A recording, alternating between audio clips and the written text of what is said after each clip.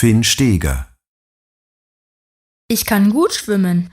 Ich schwimme super schnell. Uli hat mir Schwimmen gezeigt. Uli ist die Mama von meiner Freundin Clara. Ich wollte so gut schwimmen wie Clara. Ich habe es zuerst mit Papa probiert. Das hat keinen Spaß gemacht. Aber mit Uli habe ich Spaß im Wasser. Sie hat mir gezeigt, wie es geht. Am Anfang wollte ich nicht ins Wasser springen. Ich hatte ein bisschen Angst. Aber dann habe ich es einfach so wie Clara gemacht. Clara springt auch immer ins Wasser. Es ist total leicht und ich kann es jetzt echt gut. Moritz Ambach. Vor 5 Jahren war ich beruflich in China. Und weil mich das Land so fasziniert hat, wollte ich unbedingt Chinesisch lernen. Zuerst habe ich allein gelernt, also mit so einem Computerprogramm. Das war aber absolut nichts für mich, so allein vor dem Computer, ohne Lehrer und andere Leute. Also habe ich einen Kurs gemacht. Und dann noch einen und noch einen. Jetzt mache ich den 10. Kurs. Es macht Spaß, aber es ist nicht leicht, besonders die Aussprache und die Schrift natürlich. Da heißt es üben, üben, üben.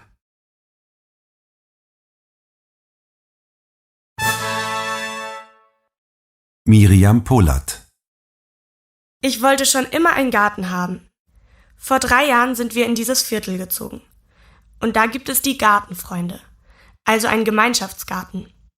Alle Mitglieder pflanzen und pflegen einen Teil gemeinsam und alle haben auch einen kleinen Teil für sich allein. Ich habe zuerst gedacht, das ist alles ganz leicht und habe einfach Blumen und Gemüse gepflanzt. Im ersten Jahr ist viel kaputt gegangen. Ich habe dann viel in Büchern gelesen und auch immer wieder die anderen gefragt. Im 2. Jahr war es dann schon besser. Und jetzt sieht mein Gartenteil ziemlich gut aus.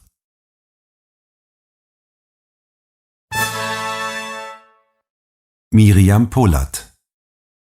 Ich wollte schon immer einen Garten haben. Vor 3 Jahren sind wir in dieses Viertel gezogen. Und da gibt es die Gartenfreunde, also einen Gemeinschaftsgarten. Alle Mitglieder pflanzen und pflegen einen Teil gemeinsam und alle haben auch einen kleinen Teil für sich allein. Ich habe zuerst gedacht, das ist alles ganz leicht und habe einfach Blumen und Gemüse gepflanzt. Im ersten Jahr ist viel kaputt gegangen.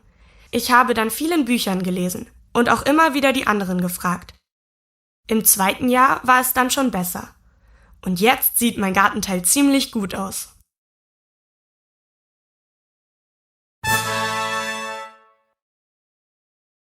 Frau Duda, Sie sind freiberufliche Übersetzerin.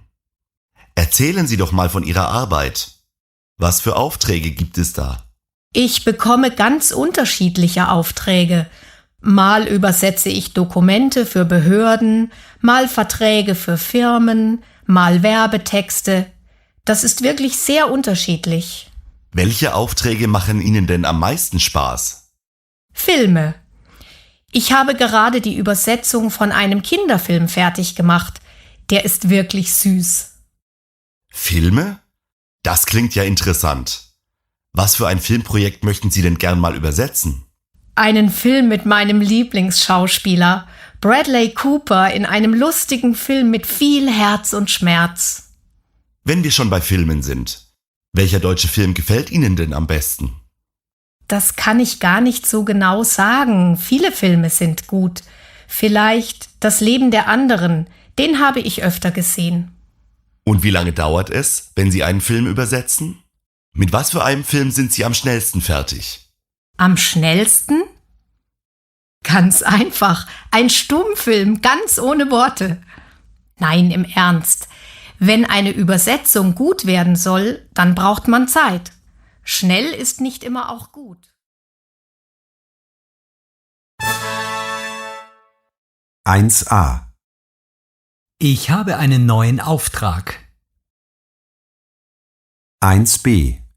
Ich hatte schon viele Aufträge. 2a. Das war ein schöner Tag. 2b. Ich wünsche dir schöne Tage. 3a. Benno ist ein guter Freund. 3b, Ich besuche meine Freunde. 4a, Kommst du heute Abend? 4b, Ich mag die warmen Abende im Sommer. 5a, Wo warst du im Urlaub? 5b, Die Urlaube am Meer waren immer schön. 6a, Machen ist ein wichtiges Verb. 6b, Sie hat heute viele neue Verben gelernt.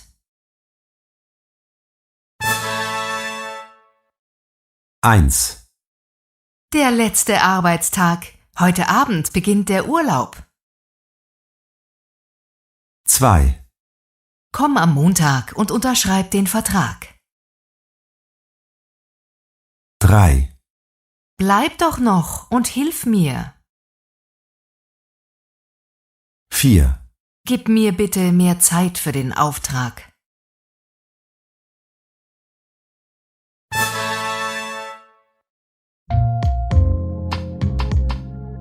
Schönen Nachmittag, liebe Hörerinnen und Hörer. Ich begrüße Sie zur heutigen Sendung in unserer Stadt. Ich habe heute einen Gast, Andreas Stamm vom Verein Nachbarn für Nachbarn. Guten Tag. Herr Stamm, was machen Sie denn im Verein? Also, bei Nachbarn für Nachbarn gibt es viele Projekte. Eigentlich für jedes Alter und viele unterschiedliche Interessen. Ich bin im Repair-Café aktiv. Ich organisiere die Treffen dort und helfe auch bei den Reparaturen. Und was ist das genau, ein Repair-Café? Also, das ist ein super Projekt. Wie viele Geräte haben Sie denn zum Beispiel zu Hause, die ein bisschen kaputt sind und die Sie eigentlich wegwerfen wollen? Also, ich weiß nicht genau, aber im Moment ist meine Kaffeemaschine kaputt und... Ja, sehen Sie? Und Sie haben eben nie gelernt, wie man sie reparieren kann. Wenn Sie in unserem Viertel wohnen, können Sie Ihre Kaffeemaschine zu uns bringen und wir reparieren sie dann, entweder mit Ihnen zusammen oder auch alleine. Das ist ja toll. Und was kostet das dann? Die Reparatur selbst kostet nichts. Wenn wir Material dafür brauchen und bestellen, dann müssen Sie das natürlich zahlen. Aber das besprechen wir dann alles gemeinsam. Klingt super. Kann man denn alles reparieren? Nein, leider nicht. Aber wir versuchen fast alles. Wenn wir etwas wirklich nicht reparieren können, dann helfen wir bei der Wahl von einem neuen Gerät. Das ist ein toller Service. Wer kann denn alles bei Ihnen mitmachen? Im Prinzip jeder. Sie sagen uns, was Sie gut können, und wir kontaktieren Sie dann, wenn wir Ihre Hilfe brauchen. Und kann man bei Ihnen auch lernen, wie man etwas repariert? Auf alle Fälle. Wir erklären gern alles und freuen uns über interessierte Nachbarn. Egal, ob Sie Hilfe brauchen oder anbieten. Auf unserer Webseite stehen immer alle Infos. Dann habe ich noch eine ganz praktische Frage. Wo ist eigentlich das Café? Das Café ist neben der Sporthalle. Kommen Sie einfach am Dienstag oder Freitag zwischen 17 und 20 Uhr vorbei. Das klingt toll. Vielen Dank, dass Sie in der Sendung waren. Gern. Danke. Es hat Spaß gemacht. Jetzt machen wir eine kurze Pause. Dann geht es gleich weiter mit unserem...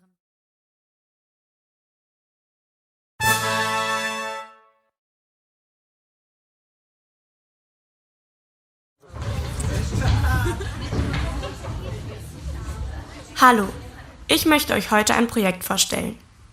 Ich habe das Projekt Lernkoffer gewählt, weil es mir gut gefällt und weil ein Freund von mir aktiv mitmacht. Nun, was ist das genau, das Projekt Lernkoffer?